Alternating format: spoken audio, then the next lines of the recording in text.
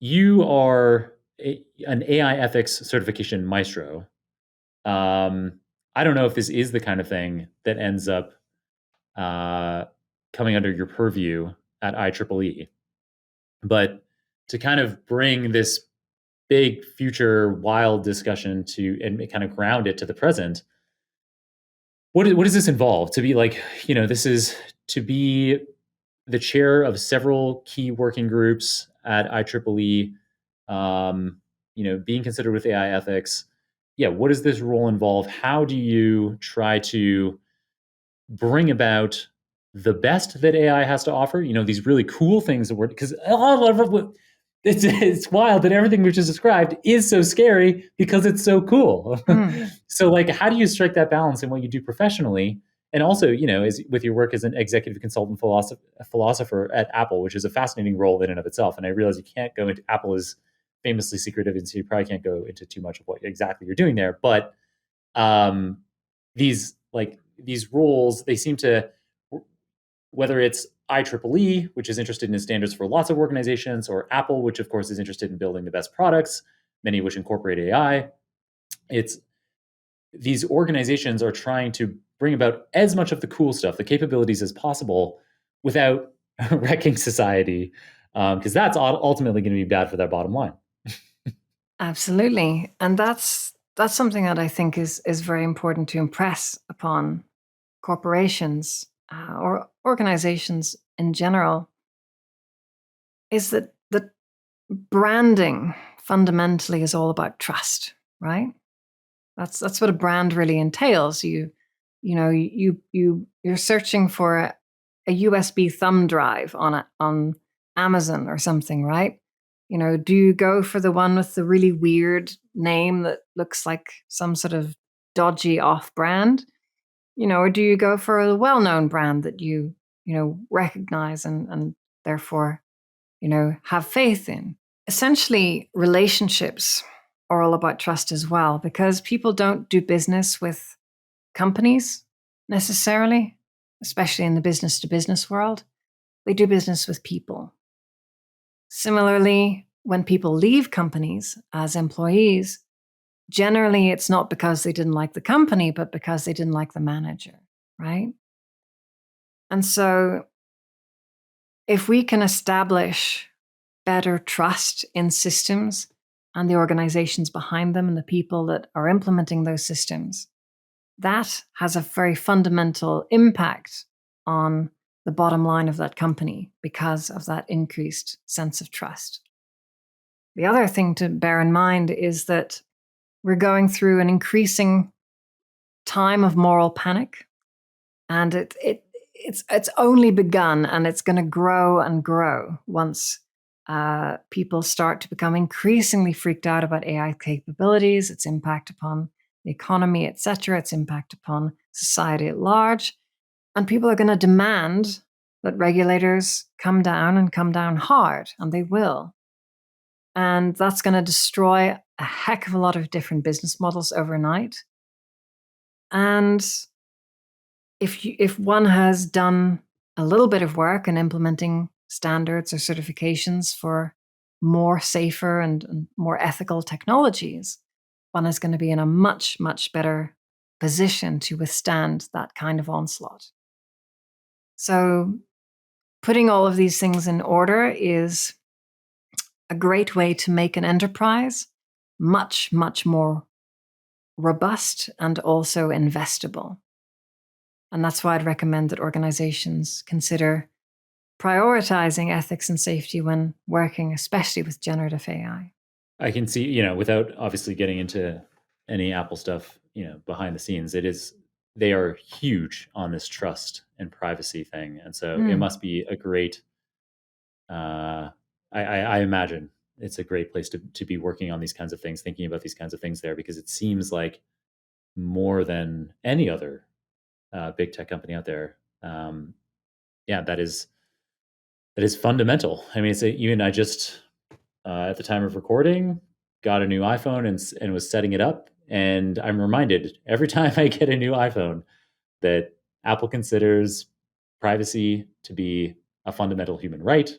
And I even, they're presenting that to me as I'm just setting up the phone, it's like, yeah, it's I don't know. I do really trust that brand a lot. And yeah, but anyway, the IEEE stuff. So when you're working with this international body that's trying to come up with standards, what kinds of things are you working on? I know you have this P7001 proposal that you've co-authored, and that's a proposed standard for transparency. That's been released. That's Oh, it's been been released a released now. while. Yeah. Okay. So that's quite a comprehensive standard about improving transparency in different autonomous systems. So understanding at multiple different levels how a system functions, what it's doing and for whom, etc. I also have another standard which is hopefully going to come out relatively soon, called 3152, and that's all about understanding whether you're dealing with a human or a machine or some combination, right? Because very often we're having interactions online or even on the telephone now, which, plausibly could be a human or a machine, especially because voice synthesis, replication technology, etc., is getting very sophisticated.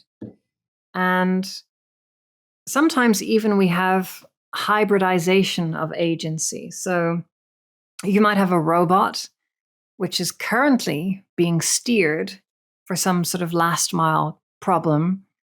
It's being steered or overseen by a human being, right? And so, you might happily use the bathroom with the robot about because it's just a machine, but then suddenly there's somebody who is remotely wired into it. And there have been incidences where robots or even autonomous vehicles like cars have filmed people in their own house, nude, or even sitting on the toilet. And then people are like WhatsApping these images to each other, etc., which is awful, awful, awful. We we should be very cautious about how we invite these technologies into our domestic environment, as an aside. Another form of hybridized human and AI agency is where you might have a human who is saying something, but basically they've got an earpiece and they're simply parroting what is actually coming from a machine, right? Or you might have a salesperson and this sort of AI Cyrano de Bergerac is whispering in their ear, close the deal,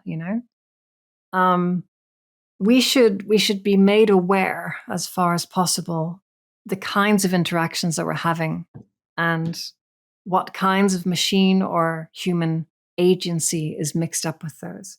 So, for example, that 3152 is a standard to label those interactions so that we always know who or what we're dealing with.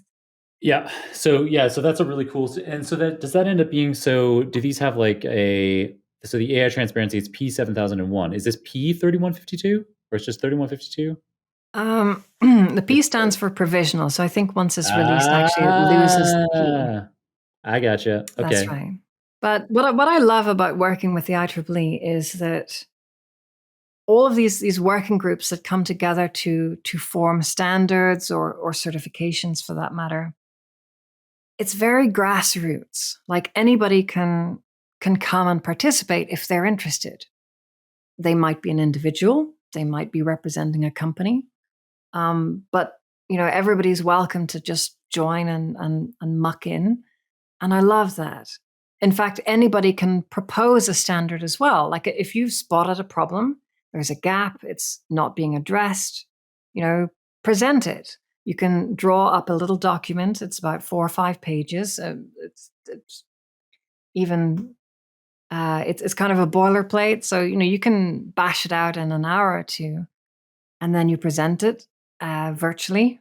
And if people dig it, then you've got your own working group. Wow. And I love that. I love that it's so easy and so accessible to come together to solve these problems. And I imagine that's something that ability for anyone to be able to submit this 4 to 5 page submission, that's probably something easy for me to find the link and put in the show notes. That kind of thing from the IEEE site. Yes, absolutely. Absolutely. So I guess just something that maybe you could walk us through is a bit more of that process and what it's like being at the IEEE, like, whether it's a completely distributed organization or whether there's conferences or like how kind of from beginning to end. So like now we have an idea of how a standard can come up. Anyone can submit a 4 to 5 page submission. And then if enough, I mean, yeah, even the process of like who then is reviewing it and how do you get the like a vote or how do you decide that like, okay, we're going to make a working group, we're going to allocate some resources to this. Like, I guess kind of walk us through how the IEEE works and how you get from and how someone can, a listener can have an idea for something that, Sure. maybe we should have a certification for and just like walk all the way through to it being the P being dropped. Right, right. So, I mean, it's a relatively straightforward process in the sense that if you have an idea that you want to bring, you create this PAR, I think it's a project authorization request. You basically briefly write up what you want to solve and for whom, and then it goes to a review process, and then hopefully it's accepted, and you can find a group of people to work on it with you. You don't even necessarily have to chair it yourself. You can find somebody else, perhaps, to help you with that. That's also completely fine. Then there's a number of meetings will be held to discuss how to put this document together.